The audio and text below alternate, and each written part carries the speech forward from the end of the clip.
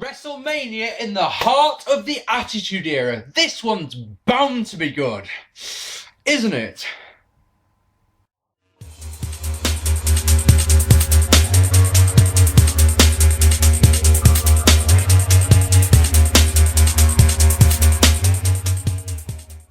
Hello ladies and gentlemen, and welcome to this. It's another episode of 1999 Sucks Revisited, and tonight, as you can tell by the title, a show that I have been asked about a hell of a lot over the years because I never reviewed this one as part of the original 1999 Sucked series. It is WrestleMania 15, and like I say, we are balls deep in the Attitude Era at this moment in time. It's funny how so many people love the Attitude Era, but the WrestleManias that were there, 15 and 16, aren't really well remembered, are they? As being great shows. I'm hoping that we can write that tonight by giving us a classic.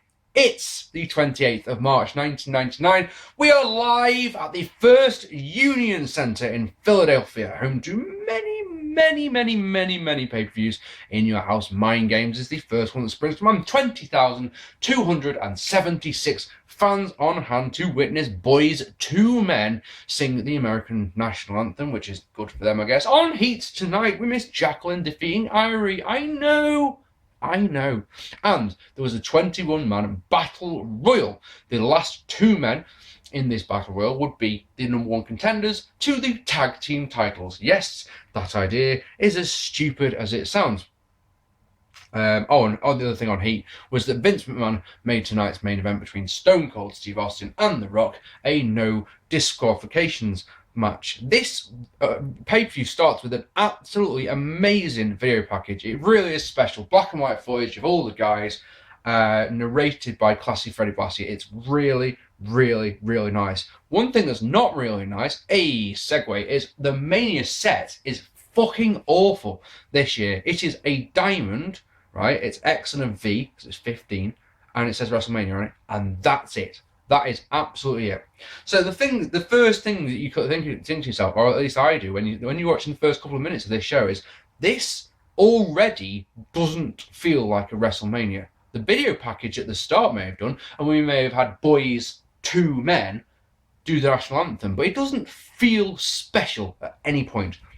But it must be special. It must be, because the buy rate for this one, a truly gargantuan 2.3 buy rate. A full point up on what the St. Valentine's Day Massacre did just a month before, and about a point up on what Backlash will do in a month's time. Michael Cole and Jerry the King Lawler on commentary, which is nice. Our opening contest tonight is Hardcore Holly defeating Billy Gunn and Al Snow in a piss-poor opener to retain the Hardcore Championship. To win the championship. Billy Gunn's the champion coming into this. Why the fuck is Billy Gunn in this match? Let me tell you something, Willis. Gunn has been feuding, if you've been watching the series, you'll know, been feuding with both Ken Shamrock and Val Venis, okay? The Intercontinental Championship has been involved. They've been feuding over Ryan Shamrock, who started this whole thing off because she wanted a bit of Billy and she wanted a bit of Val, and Ken Shamrock was, no, younger sister who's at the age that she's allowed to do whatever the fuck she wants. You're not allowed to do whatever you fuck you want, or something like that. Goldust has been added to the feud, and we've got a nice little four-way match to have at WrestleMania. Over here, with the Hardcore Championship, you've got Road Dogg. He's been feuding with Al Snow, and then, when he got injured, Al Snow feuded with... Sorry, I don't know why I'm saying it like that. Al Snow, that's OC. I'm sorry, OSW guys, I'm sorry.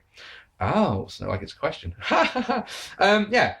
Al Snow feuded with Hardcore Holly over the Hardcore Championship because Road Dogg had been injured. Okay, that makes sense. Road Dogg comes back from injury. We have a three-way at WrestleMania. Three-way, four-way. Everyone's fucking laughing, aren't they? But no.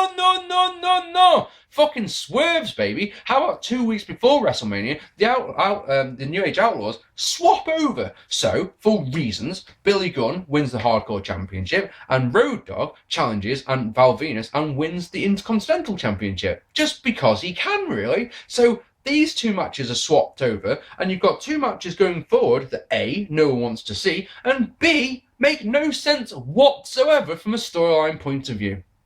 Yay! Guess how this one goes down? That's right, brawling. Brawling in the ring, brawling at ringside, brawling at the entranceway, brawling with weapons. Back in, and where they in the ring, where they brawl! Can you believe it? Oh, get this, right? This makes no sense. Show, sorry, that's not right. Snow, I know it's one letter, but it makes a big difference. You watch my vids. Aha! Snow does a whisper in the wind style leg drop in the corner. It gets an ECW chant. And I don't know why. I just do not know why. Al Snow gives both men head. That's not a nice line to write. And he gets a table out. There is blood on the table. I don't know why, but there is. There's a big pool of blood on the underside of the table. Well, I mean, it might be red paint. I'm going to guess it's blood.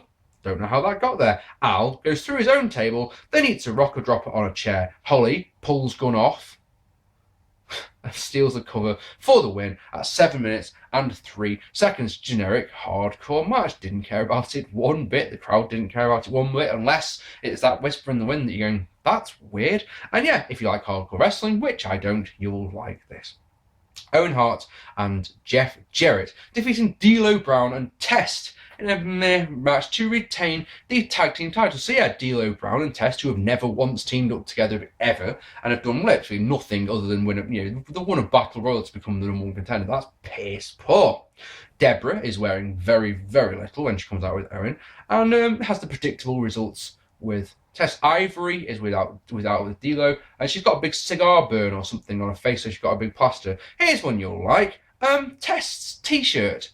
I have never noticed until this point.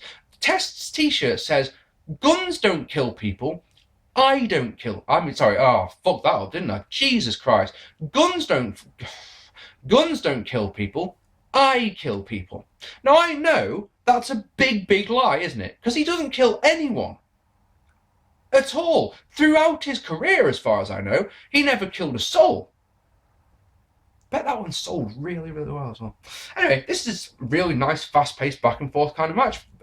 Test gets a really nice snap powerbomb on Owen. He and Brown don't get on, so Test keeps berating Brown. Brown plays face in peril until he can counter something, don't know what he's actually going for, by Jeff into a powerbomb. Deborah and Ivory argue, distracting the ref, whatever. Owen comes off the top, and Jarrett can use a jackknife pin on Brown to get the winner. Get this, this is the problem I have with this match. 3:57. Doesn't even go 4 minutes. That is awful. Way too short. For what it is, it's all right. I can't go any higher than a star. You know me, I like to give 2 stars to the generic tag match, don't I? I can't give that to this in good conscience because it was just too short. It was just too short. Next. Oh, you'll love this one. I'm sure you'll remember this one. Butterbean defeating Bart Gunn in a Brawl for All match. I do not understand the thinking behind this one bit. The Brawl for All was acknowledged to be by everyone a truly massive failure. It just didn't work. It hasn't been mentioned on WWF TV, as far as I know, since it finished back in August. And then they're just doing this match, well, just because. Interesting little thing is that Gorilla Monsoon is one of the judges for this match, and he looks very, very frail. This would be his last pay-per-view appearance before his untimely death a few months later. This match, if you can call it a match, this fight lasts 35 seconds. Bart gets knocked on his ass after 2 punches. So yeah, takes 1 punch, and then a second one knocks him on his ass.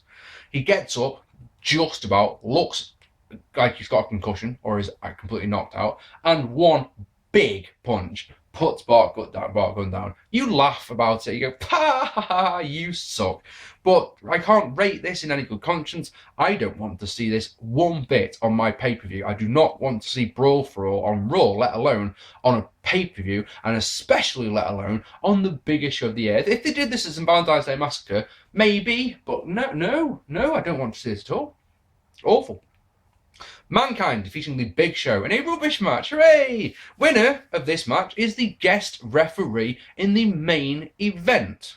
Okay, Big Show cost Mankind the WWF Championship the night after St. Valentine's Day Massacre. It was a ladder match, and Mankind was climbing the ladder, and the Big Show, who of course was still Paul Wight at that time, chokeslammed him off the ladder so that Rock could get the championship. Happy days. Right, check this out. In one of the first of many bullshit calls on this show by Michael Cole. He calls Mr. Socko Mankind's secret weapon, despite the fact that Mankind has been using Socko since October.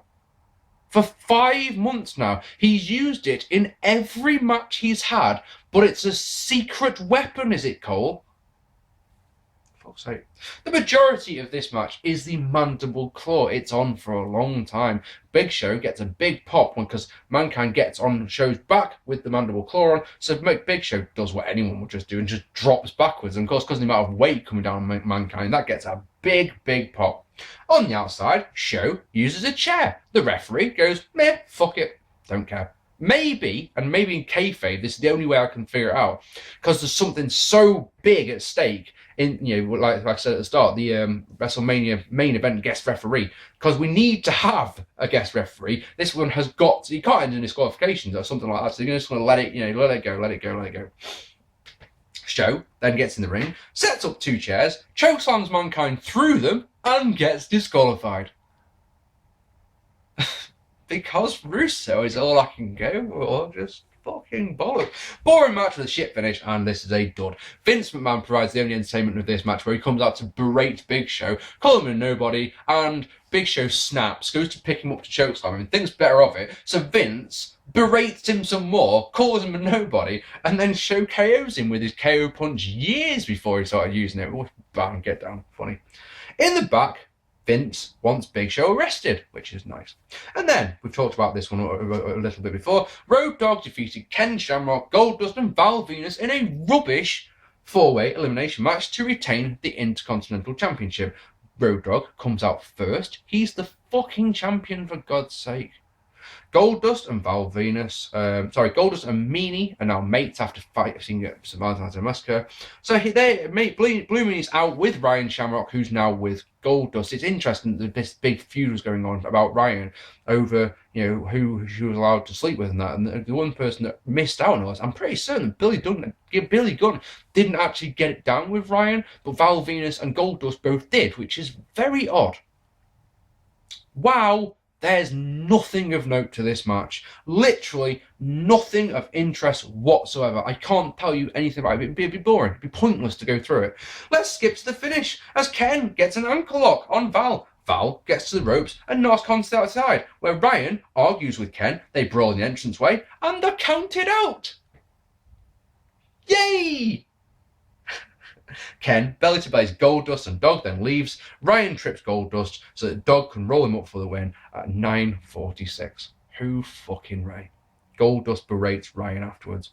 Rubbish match. Show is arrested, which is nice. He makes some funny little quips towards the to the police officer, saying something, now you've got a badge, you think you've got power and shit like that. Kane defeating Triple H in a poor match 3 weeks ago. Kane shot a fireball into Chyna's face. It was aiming for Triple H. Why he doesn't do this in every match is one of those suspension of disbelief killers, isn't it? Because it's one of those, right, if you can fire fireballs out of the ring post and out of your fingers, why not just get into the ring, fire a fireball at your opponent? You don't even need to worry about pinning him. He'll just die. Happy days, Don't, best do a sidewalk slam on him. Best do a choke slam on him. No, just fuck that. Just go, fireball on his face. Anyway, it showed a new side of Kane because he carried Chyna to the back and he was all upset. Last week, Triple H, I don't know if he was doing this to piss off Kane or if he was doing it for revenge for Chyna or something, but he dressed up as Goldust, brought a bazooka out with him. Yes, he did. And fired, because I know you're going, what the fuck? Yeah, he did. Attitude Era, baby, it's the best. Fired a fireball into Kane's face, so they got revenge. But a chicken comes out. It's Pete Rose. A chicken had beat up one of the judges in the Brawl for All. They were on. Completely forgot to mention that. Yeah, a chicken comes charging out because when Kane gets in the ring, it's Pete Rose. And guess what happened? Yes, for the second year in succession, what will be 3, because of course we've already done 16, haven't we? Pete Rose gets tombstone. Cole's commentary is awful at this point. It's awful all show, don't get me wrong, but it's particularly bad here because one of the great things about the Tombstone Piledriver at WrestleMania 14, in my opinion, is Jim Ross's commentary. But he shouted out, "That's Pete Rose! That's Pete Rose! Pete Rose just got tombstone!" It's fucking great. It's an iconic moment. Cole's just like, "Oh no, he did it again." Fucking bollocks. Anyway, it's one of those, look, I can't do Cole. Just go and listen to it if you really want to. So Kane takes a proper manly bump into the steps at the start of this one. It was like, you know the way on Mankind takes a knee first, does that, but it's fucking launched over, it's great. Brawling on the outside various times, and crowd brawling. Triple H is rammed into the ring post 3 times. Kane does a fucking cross body to the outside. Trust me, it doesn't look very good, but it gets half the star out of me just because he tried it. Like, why the fuck not? Triple H gets the knees, and out comes Chyna. Tombstone and pedigrees are both countered as Chyna puts the steps into the ring. They are kicked into Kane's face. Cole says that the ring steps weigh 2,000 pounds. He says that Big Show, before he said that Big Show weighs 500 pounds, that's a quarter of a ton. So what you're saying to me, Michael Cole, is that those ring steps that anyone can pick up with ease because they're made of sheet metal and are hollow weigh a metric ton. It probably isn't in a metric ton, is it? Is a ton 2,000 pounds? Is it? That doesn't sound right to me. But let's just say for argument's sake that it is. So these steps weigh 1 ton. That's how strong Chyna is. She can pick up a ton like nothing. Check me fucking up. I'm the guy. Oh, dear me. A drop toe hold means Kane goes face first into the steps and we go outside for some more damn brawling. Kane gets a chokeslam in the ring, but Chyna wants to hit Triple H with the chair, but she gets Kane, getting us our second disqualification of the night. Hooray! At WrestleMania, 2 disqualifications. Way! Fuck sake. Pedigree on the chair, and the former lovers get back together. It's not Randy Savage and Elizabeth, but it is a quite nice little moment. It will mean nothing in about half an hour's time, but right now it's all good. Nothing to this match whatsoever. It's 1 star. I probably haven't. Is it 1 star or is it 2 stars? For some reason I haven't written it down. It's 1. It's 1. It's There's nothing. There's nothing to it. I don't know why I've just told you all about it, to be honest. I don't know why. I'm sorry about that. That was probably very boring for you. Who is booking these disqualifications? I'll go on and rant about that in a minute, I'm sure. I'm going to snap about it. Next, Kevin Kelly tries to find out who will referee the main event. Vince interrupts and says, will be the special guest referee. That's a terrible, terrible, terrible impression of Vince. Some guy called Big Punisher is in the crowd. I have no clue who he is. Not one bit. Next, holy fuck, it just gets worse as Sable defeated Tori in a woeful match to retain the Women's Championship. So Sable is a heel now. By the sounds of it, her Playboy shoot has meant that fame has gone to her head. This may not be too much of a stretch of the imagination, to be honest. Tori is dressed as a cat because, and she's #1 contender because.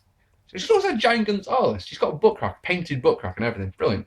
So Sable grinds before the bell, like I say. This match, guys, is fucking woeful. It is so sloppy. It has got some woeful punches in it. The ref gets bumped, obviously. So Nicole Bass can come out. Holy fuck, did we not have enough of her guilty as charged? Oh no, she's here. Tori counters the Sable bomb so badly. It's so bad. It's so bad. She falls out of it, essentially. Bass takes out Tori, so Sable can get the Sable bomb and the pin at 5 minutes and 6 seconds. Trust me, the positive that you can come out from this one, is that it's short. And that's it. -2 stars is what I'm going to go for this one. It is fucking bollocks. In the back, D-Generation X are reunited and stronger than ever, apparently. Next, Shane McMahon defeating X-Pac in a meh match to retain the European Championships. Oh my god, it's a classic Attitude Era one for you. Shane McMahon beat X-Pac to win the European Championship. ... in a tag match. Yes, he did. He teamed up with Kane to take on X-Pac and Triple H. Who I'm guessing, whoever got the pin, got the championship. Because Russo, maybe, I don't know. Yeah, Attitude Era, it's the shit. Bring back the Attitude Era. So actually, have shit like this. How would you imagine how Twitter would explode in this day and age? Pac is attacked by the Stooges on his way to the ring. That's quite funny. After a chase, Pac gets a spin kick and unloads with punches. So Shane tries to bail. Pac gives chase to Test, who is out with Shane McMahon. Posts X-Pac, who doesn't blade. It's disappointing. And gets beats from Shane, including a corporate elbow attempt. That doesn't work. But a low blow does. Referee was distracted by Test. So that's why the low blow went down. Shane then uses his belt in front of the ref, who doesn't disqualify him. Pac comes back with crossbody, but the Mean Street Posse, who are in the front row, they grab him, but Pac gives them beeps and beats, whatever. Okay. Shane gets a Brett elbow off, Brett's rope, to be honest. Shane goes up top, but gets crotched, gets suplexed for 2. When Test pulls Pac out, no disqualification for that either, which is weird. Pac gets the belt, uses it, including 2 to the face. That's right, he's got the belt. I thought in the European title belt there, because I saw belts, I thought, right, he gets the belt that Shane been using before, whacks Shane round the back a couple of times, and when Shane turns around, he goes whack right across the cheek. It's like, that was wonderful. Do it again. So he does. Bronco Buster pops crowd, but then Test uses the title belt as the referee is checking on Shane. The cover gets a good near fall for Pac. X-Pac struggles to his feet, says X-Pac struggling to his feet, says Cole. I don't know why. Why does it say that? X-Pac struggling to his feet, says Cole. And? Yep. Because Shane tries and fails to get a Bronco Buster. Testing again. He hits a spinning heel cook and the... Fuck's sake, a spinning heel cook? Wow, this one's full of mistakes. Wow. He hits a spinning heel kick and a Bronco Buster. Out comes D-Generation X as Pac gets an X-Factor on Shane. Chyna distracts the referee, but Triple H turns on X-Pac, hits him with the pedigree, puts Shane on top. That gets the win. 8 minutes and 38 seconds. Beats for Pac until the Outlaws run to the ring. So fast that Billy Gunn, he comes charging in, slides into the ring, and he's running so fast that he almost slides out of the other side. I was hoping that he would, just because that would have been the funniest thing ever. Oh my God, it would have been great. Kane makes the save for the corporation. Match is so overbooked, but it was much better than I was expecting it to be. Crowd liked it, and it was just the right length, so it wasn't dull. I seem to remember this match being a lot better than it actually was, but it's all right. But I have a bit. This is where we go. Big issue here. The booking in this match makes no sense whatsoever, because you cannot in a match like you can't. Why are they having so many times tonight where someone's distracting the referee so the heel can do something, heely, because that's what they do. That's the whole point of distracting the referee. And then in the next move, the next sequence, they do something like a title belt shot or someone interfering or someone pulling them out of the ring. And the referee, they're doing it in plain sight of the referee. And the referee's just letting it go. I just do not fucking understand. If you're going to do matches like this where you want to have so much screwy stuff going on, just book it as a no disqualification match. Shane McMahon is a non-worker, isn't he? No one's going to object if this match is made no disqualification, if it's made a street fight, if it's made any kind of stipulation you like. No one will mind. Then you can do the screwy stuff as much as you want. It's just, it makes no fucking sense. It was so stupid.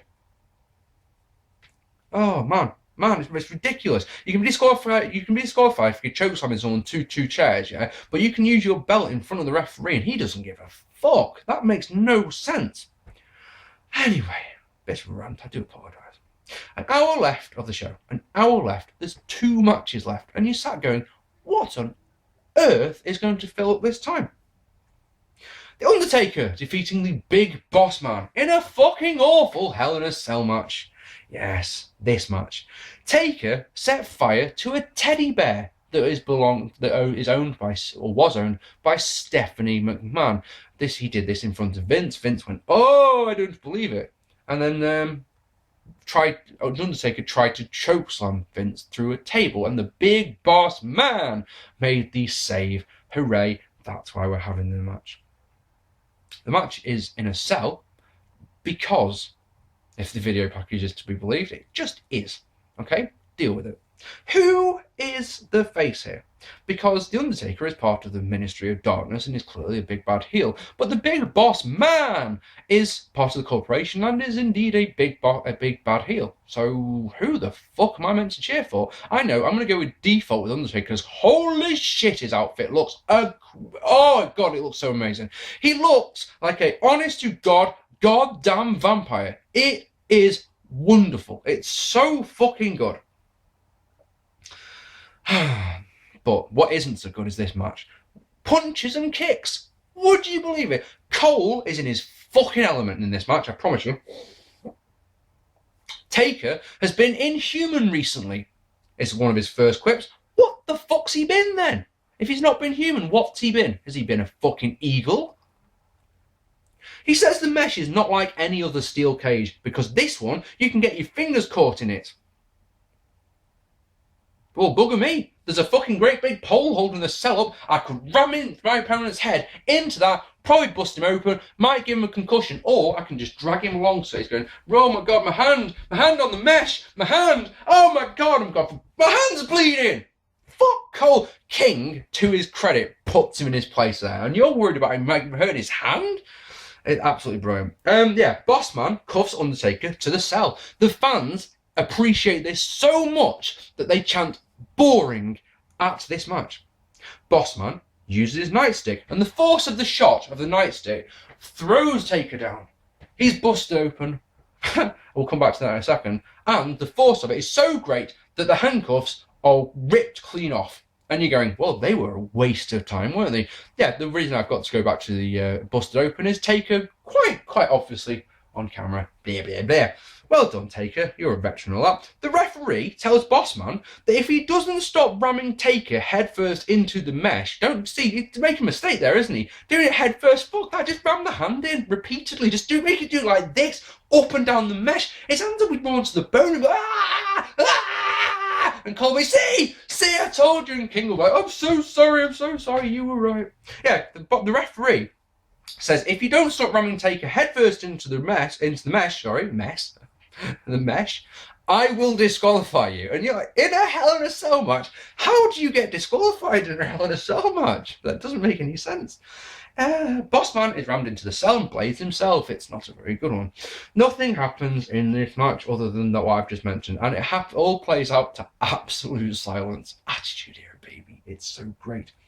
Taker mercifully gets the Tombstone Piledriver to get the win and put us out of our fucking misery at 9 minutes and 46 seconds. There is nothing of note other than what I've said. And you know, it's a sad state of affairs when this is the third ever Hell in a Cell match, and it's crap. It's so bad.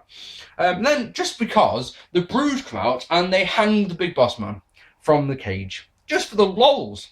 And then, while we're digesting the fact that we've just seen attempted murder on our pay-per-view, we skip to the WrestleMania Rage Party, where Big Punisher played. Oh, that's who he is. You know? Anyway, then Michael Cole gets in the middle of the ring and introduces Jim Ross. Fucking get him.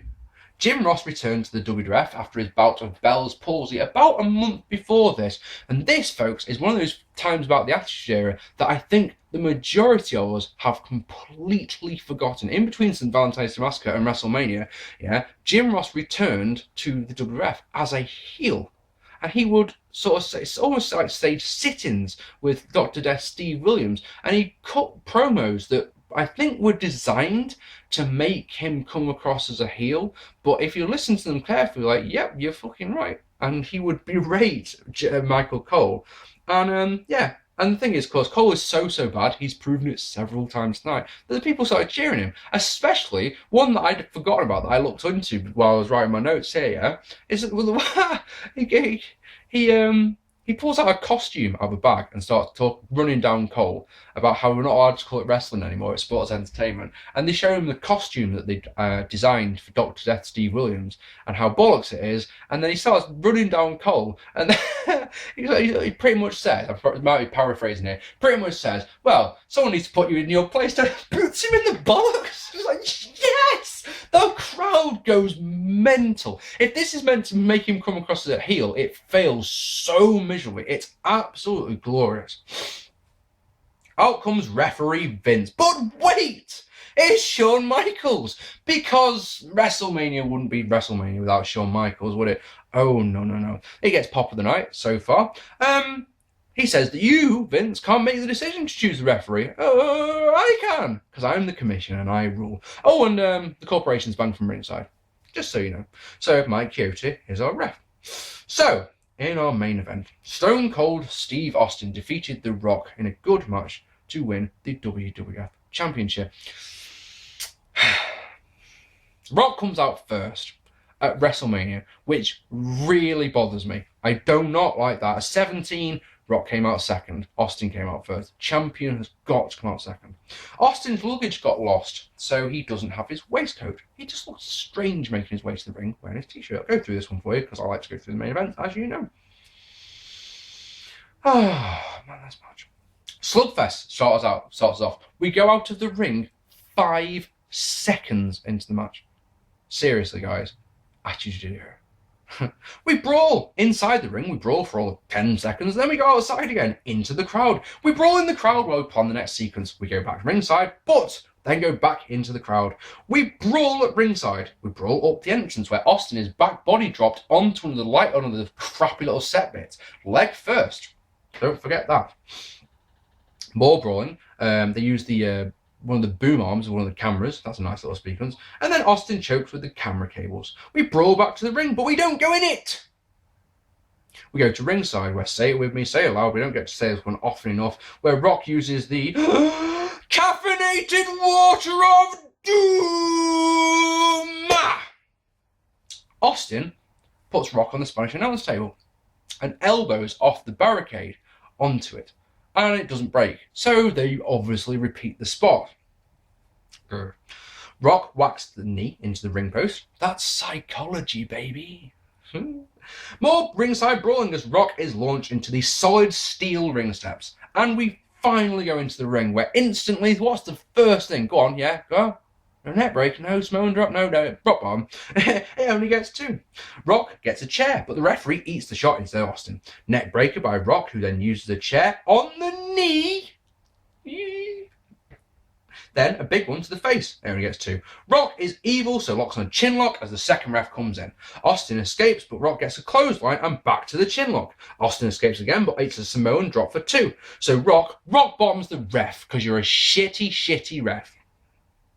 Just because I can, I suppose. Also, means he's wide open for the Stone Cold Stunner. No referee. Here's Earl Hebner. His count gets 2. Out comes Vince. Austin gets a chair. Rock goes low. Vince gets in the ring and he takes out Earl and they double team Austin, which is fucking brilliant. Mankind makes the save, gets a big pop. He decks Vince and is now referee as Austin gets a roll up of all things for 2.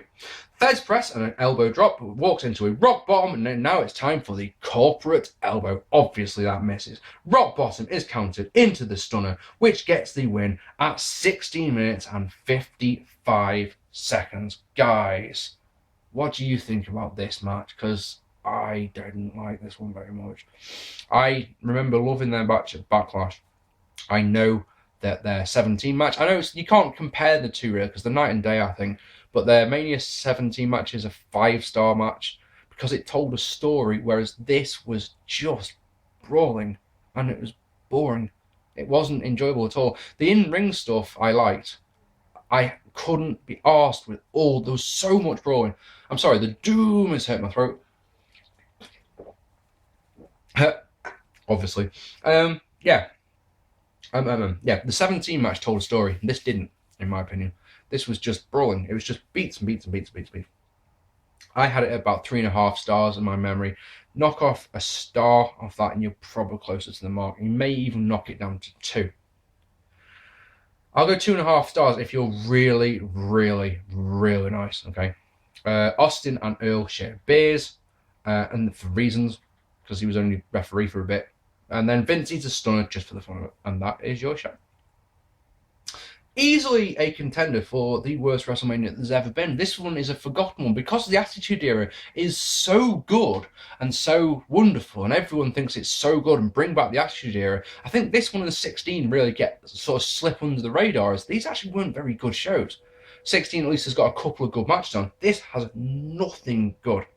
I think I had forgotten how bad it is. This show I have not watched for a long time. At no point does this WrestleMania feel special.